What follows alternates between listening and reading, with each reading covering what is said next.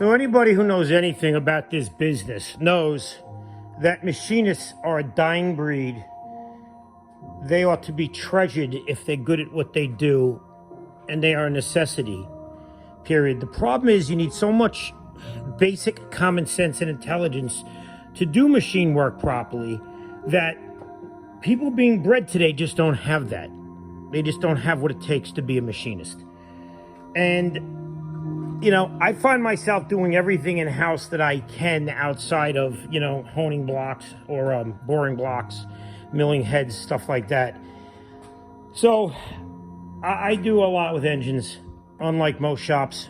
And I depend on and cherish a machinist. The problem is I don't know of any left lately. They're all retired and moved on. So I guess this is a video reaching out if there's anybody local who's a retired machinist who wants to come here. And granted, it's a shit show right now. We're just really blocked up. Everything just got thrown in this room right now. So I'm going to set this place up.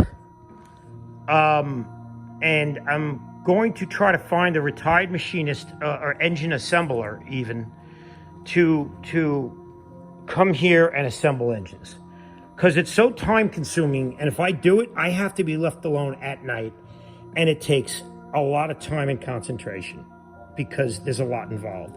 File fitting rings. I mean, there's just so much tedious bullshit that goes along with it. You need someone dedicated to it. So this is a call out. I know, shout out. I know. Sorry, I'm not hip. For anybody who is an engine assembler or engine rebuilder, machinist, who wants to come here at their leisure, key to the building, in and out of the shop, and do their job. I have more engines and more projects and more ideas with engines than I can get to. And everywhere you look, there's another one. So, I don't know if there's a machinist out there. I mean, there's too much work to bring to machine shops. I need to bring the machine shop to the job. And I tell you what, if I could find the right machinist, I would blow up a machine shop. I would buy a machine that does it all. One of those new hit-a-button machines that does just about everything. I would invest, because there is nobody left to do machine work. Nobody. Absolutely. And they're all book solid if they are out there. They can't get the work done. They're understaffed. They can't find good help. So any retired machinists around Nassau County that want to, again, this is a situation where this whole back room would get organized. I'd set up a stainless bench, polish and clean everything, make it spit shined. We got a waste oil heater. We keep it nice and warm, and we have air conditioning. Comfortable environment. You come and go as you want, and you get the engines built. Because my guys have retired. They're gone, and I now have to find somebody to do the work I need done. And look, I've tried a few guys with really not so much luck. So, machinist, engine builder, assembler, not just a weekend warrior who, you know, I'm a fireman during the week, but I kind of put my lawnmower engine together, and I think I could come in there and throw that M157 engine together, or that OM647, or that Cosworth, or, you know, I could set the lash on that.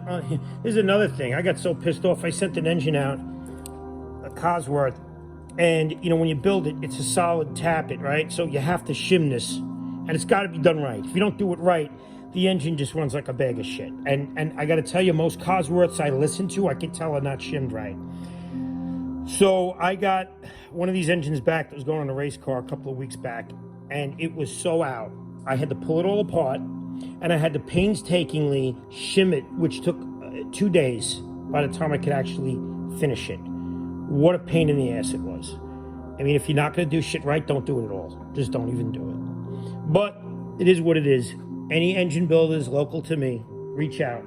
Please, we need your service. And again, I want the real deal. I want the guy with the common sense the guy that doesn't break shit, the guy that knows what he's doing, the guy who's been around.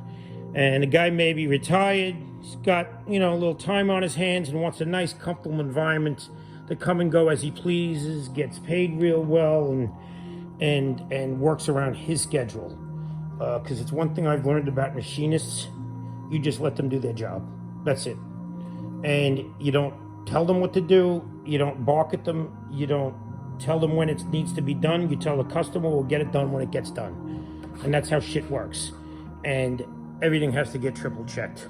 Anyway, yeah, there's my video again for this holy shit day of where do I put all the crap. And FYI, I'm in the process of building a new building, 2, possibly 3 stories. Gonna go all-wheel drive dyno and full machine shop in-house if the right people are found. And what's preventing me from going 3 stories is if I find enough help. If not, I'm going 2 stories. This is how bad the world is. I base my my building build on how many people I can find to work. Because there's nobody left with a brain. Nobody. The MTA came in and said, hey, everybody that knows how to twist a wrench, you could come dick off all day on this cakewalk bullshit, easy job doing nothing, get a great salary, and a nice pension and package and sick days, and you name it, you got it. We will kiss your ass. Just leave the automotive field and come to us. And look, can you blame any of the guys? Who the hell wants to do something this difficult when they can turn around and get a cakewalk job like that? So it is what it is. The end is coming. I'll be the last man standing. And and then one day I'm going to walk out and sell it all off. Right, dog?